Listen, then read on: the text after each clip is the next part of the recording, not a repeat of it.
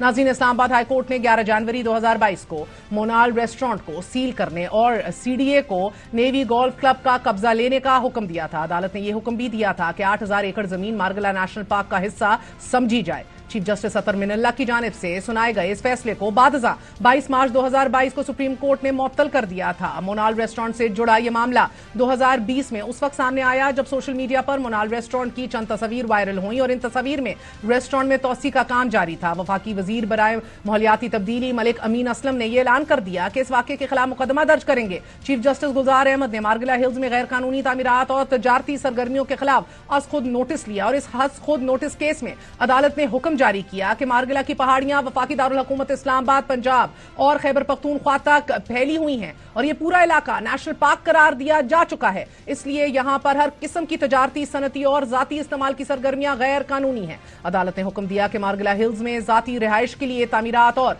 इनका बतौर rest house इस्तेमाल भी गैर कानूनी है। लेकिन अदालत के इस फैसले के बावजूद मार्गला हिल्स पर गैर कानूनी तामीरात का सिलसिला जारी रहा, मगर मोनाल रेस्टोरेंट लीज पर होने की वजह से इसकी कारोबारी सरगर्मियां जारी रहीं। इस्लामाबाद हाई कोर्ट की तरफ से रेस्टोरेंट्स को सील करने के हुक्म के बाद यह मामला सुप्रीम कोर्ट चला गया और आज चीफ जस्टिस ने मोनाल रेस्टोरेंट के मालिक को तौहीन अदालत का नोटिस जारी कर दिया है। इससे पहले सीडीए मार्गला हिल्स में काम करने वाले 113 कमर्शियल इदारों की फहरिस्त पेश की जा चुकी है और इस फहरिस्त में इस्लामाबाद क्लब भी शामिल है कि जिसके अपने हाथे में कई रेस्टोरेंट्स काम कर रहे हैं। सिर्फ 2 इदारे ऐसे हैं कि जिन्हें बंद करने का हुक्म दिया गया और वो मोनाल और लामोंताना है और ये दोनों जगह ऐसी हैं कि जहां खास नहीं बल्कि आम आदमी को भी बेहतरीन सहूलियात फराहम की जाती हैं। मोनाल रेस्टोरेंट को बंद करने का यह मामला माहौल को नुकसान पहुंचाने के हवाले से लिया गया है, तो इन 1100 खानदानों का क्या होगा कि जो बेरोजगार होंगे। अब अदालती हुक्म को खत्म करने के लिए चेयरपर्सन वाइल्ड लाइफ को उनके ओहदे से हटा दिया गया है और महकमा वाइल्ड लाइफ को वजारत दाखिला के मातहत कर दिया गया है।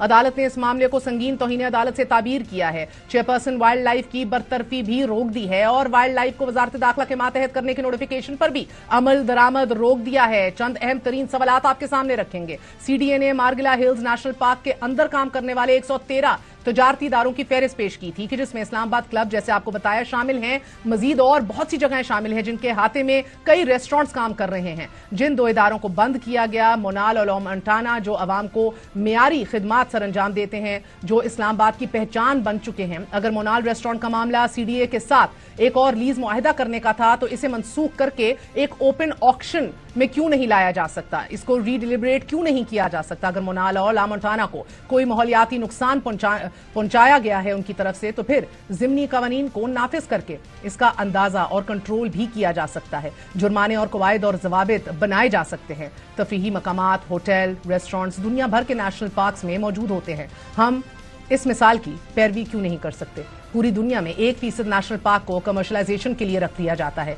एक ही जगह लोग आके अपना खाना पीना करें, डिस्पोज ऑफ भी कर दें ताकि एक इदारे को जिम्मेदार ठहराया जा सके कि इसकी वजह से गंद डाला गया है। नाज़रीन, आज तक कोई असेसमेंट भी अनफॉर्चुनेटली हमारे यहां नहीं हुई नुकसानात के हवाले से। इन दोनों इदारों को बंद करने के हुक्म के नतीजे में सियाहत, कारोबार और 1100 अफराद यानी कि 1100 खानदानों, ज्यादातर मकामी लोगों की मुलाजमतों का नुकसान होगा जिनके पास इनकम और आमदनी का कोई दूसरा जरिया नहीं है। अहम सवाल हैं, इन पे गौर जरूर करना चाहिए। वक्फे की तरफ बढ़ते हैं, अहम तरीन खबर के साथ वापस आएंगे। Stay with us.